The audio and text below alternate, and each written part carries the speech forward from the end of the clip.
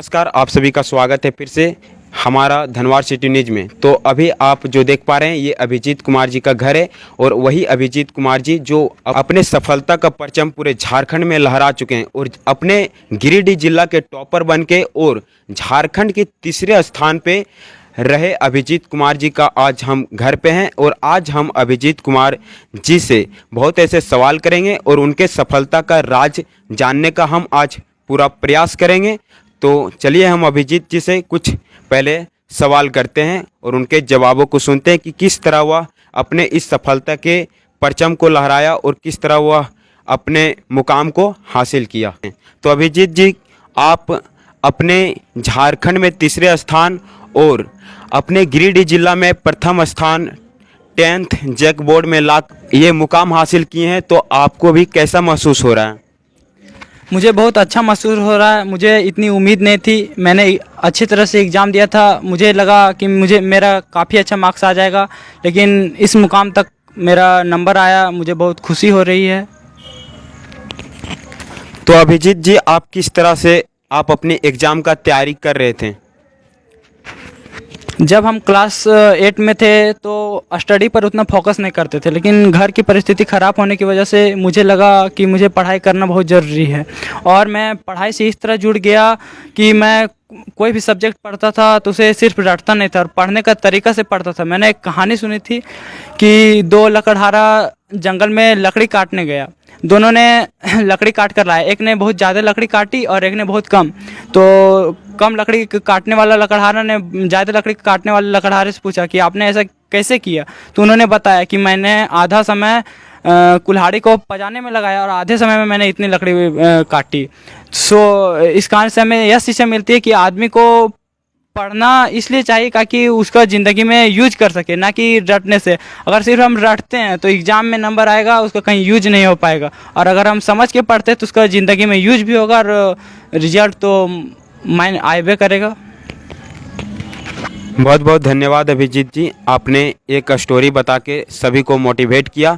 चलिए आगे और सवाल हम करते हैं। अभिजीत जी, आप एग्ज़ाम से पहले कितने देर तक अपने सेल्फ स्टडी करते थे? मैं एक ही बात कहूँगा कि कोई भी काम करना है तो उससे 100% फोकस के साथ कीजिए। मैं जब खेलता था तो मेरा ध्यान पूरा खेल पर रहता था और जब मैं पढ़ता था तो मेरा ध्यान टोटली वहीं पर रहता था स्टडी के समय। और मैं 4 से 5 घंटा पर डे सेल्फ स्टडी करता था, लेकिन कंटिन्यूअस, कभी रुकता नहीं था, कभी थकता नहीं था। जो मेरा टाइम टेबल था उस पर मैं चलता था। तो अभी आप सबने एक बहुत ही अच्छी चीज़ कहे मेरे अभिजीत जी ने कि कंटिन्यू चलते रहना है। तो कंटिन्यू चलते रहने से कोई भी मुकाम को हासिल किया जा सकता है और रेगुलर वो चीज़ करने से कोई भी मुकाम को इजी तरीके से हासिल किया जा सकता है। और आज मेरे अभिजीत जी जो अपने परचम पूरा झारखंड में लहरा चुके हैं, आज उन्होंने भी यही बातें हम लोगों के साथ कही। अभिजीत जी, क्या आपको कभी लगता था कि हम झारखंड में तीसरे स्थान प्राप्त कर पाएंगे? मुझे अपने आप पर विश्वास है कि मैं एग्ज़ाम में अच्छा मार्क्स से उत्तीर्ण होता, लेकिन मुझे ये विश्वास नहीं था कि मैं झारखंड का तीसरा टॉपर बनूंगा। और मुझे बहुत जानकर खुशी हो रही है कि मैं झारखंड का तीसरा टॉपर हूँ। बहुत गर्व की बात है। इनके बातों को सुनकर सभी को एक ना एक चीज़ ज़रूर सीखनी चाहिए अभिजीत जी से। और अभी आगे बहुत ऐसे सवाल हम करेंगे अभिजीत जी से, तो आप लोगों को वीडियो में बने रहना है। अभिजीत जी, जैसे कि आप सरकारी स्कूल से पढ़ाई करते थे और अभी बताया जाता है कि सरकारी स्कूलों में अच्छी शिक्षा का स्तर नहीं है, शिक्षा का स्तर पूरा गिर गया है। तो अभी आप अपने स्कूल के शिक्षा के स्तर के बारे में क्या कहना चाहेंगे? ये बात सच है कि प्राइवेट स्कूल के कंपेयर में सरकारी स्कूल थोड़ा नीचे हो गया है। शिक्षा की बहुत कमी हो रही है। टेक्नोलॉजी का बहुत अभाव है और प्रैक्टिकल का सुविधा नहीं है। लेकिन माननीय हेमंत सोरेन जी से मैं निवेदन करता हूं कि इस चीज़ पर विशेष ध्यान दें और सरकारी स्कूल के बच्चों को ज़्यादा प्रेफरेंस दें, और ताकि वे प्राइवेट स्कूल के बच्चे से कंपटीशन कर सकें। बहुत ही अच्छी बातें सुनने को मिल रही है अभी तक हमारे अभिजीत भाई से, और हमें बहुत ही गर्व हो रहा है कि आज धनवार सिटी न्यूज़ से हम इसका इंटरव्यू ले रहे हैं। और इसका इंटरव्यू लेने से हमें भी बहुत खुशी हो रही है और आप लोगों से यही उम्मीद करते हैं कि इसके हौसलों को इस वीडियो के जरिए आप पूरे झारखंड में फैला दीजिए, ताकि हर एक विद्यार्थी को इसके हौसलों की ज़रूरत है और हर एक विद्यार्थी को ये पता चल सके। अभिजीत जी, आप अपने कोचिंग की क्लास कहाँ लेते थे? मैं अपनी कोचिंग की क्लास राय धनवार में NK क्लासेस नवीन सर के पास लेता था, जो मुझे बार बार इंस्पायर करते रहते थे कि देखो बाबू, पढ़ना है तो सीख के पढ़ो, समझ कर पढ़ो, अंडरस्टैंडिंग होनी चाहिए ताकि तुम अपने लाइफ में उसका यूज कर सकता है।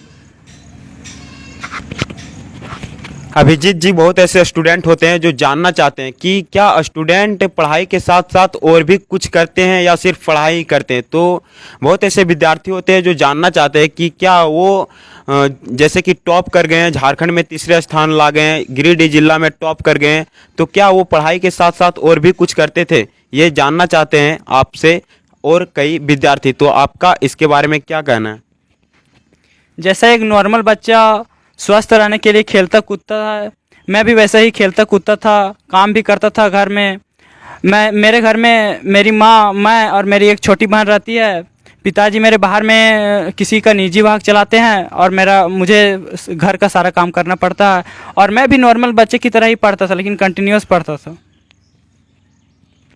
बहुत बहुत धन्यवाद अभिजीत जी। और सुनिए, अभी और भी सवालें अभिजीत जी से करनी बाकी है, तो अभी वीडियो में आपको कंटिन्यू रहना है।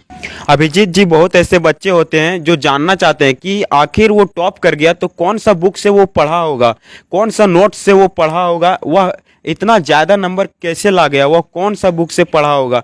बहुत ऐसे विद्यार्थी होते हैं जो इसके बारे में बहुत ही ज़्यादा सोचते हैं। तो मैं आपसे ये भी सवाल करना चाहूँगा कि आप कौन से बुक से पढ़ाई करते थे जो आप इतना ज़्यादा नंबर लाने में सफल हुए? मैं मैथ में RS अग्रवाल एक्स्ट्रा में पढ़ता था और NCERT को लेकर चलता था। और साइंस में मैं दिनेश बुक पढ़ता था और उसके साथ मैं NCERT कंप्लीट करके रखता था। तो आप सबों ने सुना कि NCERT कंप्लीट करके रखता था। ये जो जैक के द्वारा निर्माणित किया जाता है, ये NCERT बुक, ये बहुत ही ज़रूरत होती है हर एक विद्यार्थी को पढ़ने में। और मेरे अभिजीत भाई ने वही किया, NCERT को पूरा मजबूत बनाया और इतना ज़्यादा नंबर लाने में सफल रहा। अभिजीत जी, जैसे कि अभी हमारे धनवार प्रखंड या गिरिडीह जिला या हमारे पूरे झारखंड के जितने भी जूनियर स्टूडेंट हैं, जैसे कि 8 का हो गया या 9 का हो गया, तो आप उन्हें किस तरह से मोटिवेट करना चाहेंगे कि नहीं इस तरह से पढ़ा जाए ताकि अच्छा आगे चलकर मार्क्स प्राप्त कर सके। तो आप उनके बारे में क्या कहना चाहेंगे? जैसा कि मैंने बताया कि सारे स्टूडेंट को पढ़ना इसी लिए चाहिए ताकि उसका लाइफ में यूज कर सके और कंटिन्यूअस पढ़ना चाहिए और इस प्रकार से पढ़ना चाहिए कि वो समझ सके।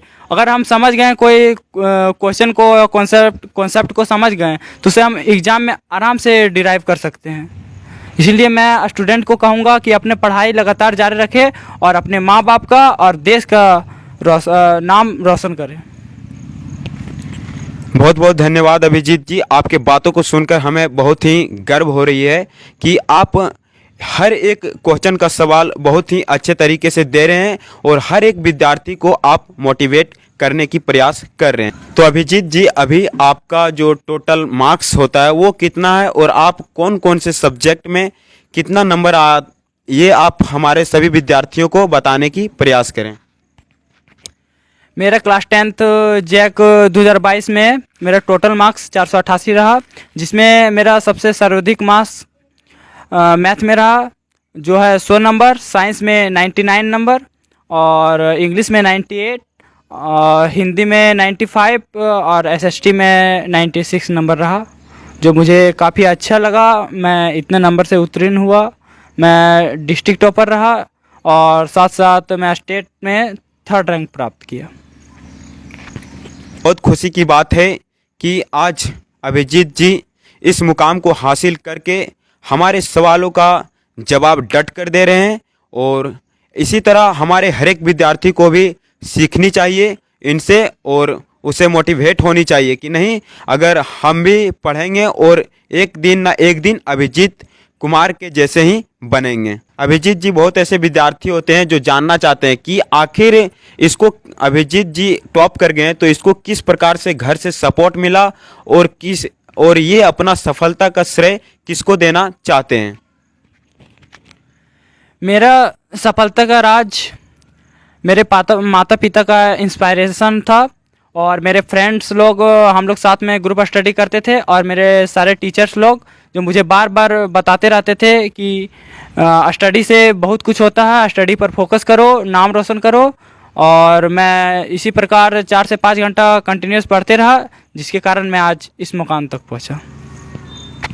तो अभी आप सबों ने सुना कि ग्रुप स्टडी करना बहुत ज़रूरी होता है। ये बात बहुत ही अच्छी बात कही हमारे अभिजीत जी ने, क्योंकि सिर्फ पढ़ाई करने से ही नहीं होता है, उसको आपस में चर्चा करने से या ग्रुप स्टडी करने से हम लोगों को बहुत ही ज़्यादा फ़ायदा होता है, जिसके चलते हम लोगों को ज़्यादा दूरी तक उसको याद रख पाते उस चीज़ को ग्रुप स्टडी करने के बाद। तो ये बात भी बहुत ही अच्छी लगी अभिजीत जी का। और चलिए, हमारे साथ में अभिजीत जी की माँ बैठी हुई है, तो चलिए हम उनसे कुछ आपका बेटा झारखंड में टॉप 3 रैंक लाया है और गिरिडीह जिला में प्रथम स्थान प्राप्त किया है, तो आपको अभी कैसा महसूस हो रहा है। बहुत खुशी महसूस हो रहा है, ये हम सोचे नहीं थे कि इतना बड़ा ही इस तरह कर लेगा। तो बहुत ही खुशी की बात है, आज अभिजीत जी के घर आए और उसका इंटरव्यू लिए और सभी विद्यार्थियों को मार्गदर्शन के रूप में इनसे सवाल किए, ताकि आने वाले सभी विद्यार्थी इनसे कुछ सीखें और इनसे इंस्पायर हो और वो भी इसी तरह से अपना नाम रोशन करें और अपने माता पिता का नाम रोशन करें। और अभी आप देख सकते हैं अभिजीत कुमार जी का घर के कुछ कंडीशन को भी आप देख सकते हैं। थोड़ा दिखाइए कैमरामैन उधर घर तरफ। अभी आप देख सकते हैं अभिजीत जी का ये घर, जो बहुत ही गरीब परिस्थिति से गुजरकर इस मुकाम को हासिल किए और आज अपने क्षेत्र, अपने जिला, अपने प्रखंड और आज पूरे झारखंड में अपने परचम को लहरा रहे हैं। तो मैं आप सबों से यही कहना चाहूँगा कि इस वीडियो को ज़्यादा से ज़्यादा शेयर करें, ताकि हर एक विद्यार्थी के पास यह वीडियो पहुँचे और वह अभिजीत कुमार जी से इंस्पायर हो और उन्हीं के जैसे आज जिस तरह से अभिजीत जी का इंटरव्यू ले रहे हैं उसी तरह से कल उनका भी इंटरव्यू ले और वह अपने देश का नाम रोशन करे, अपना राज्य का नाम रोशन करे और अपना माता पिता का नाम रोशन करे।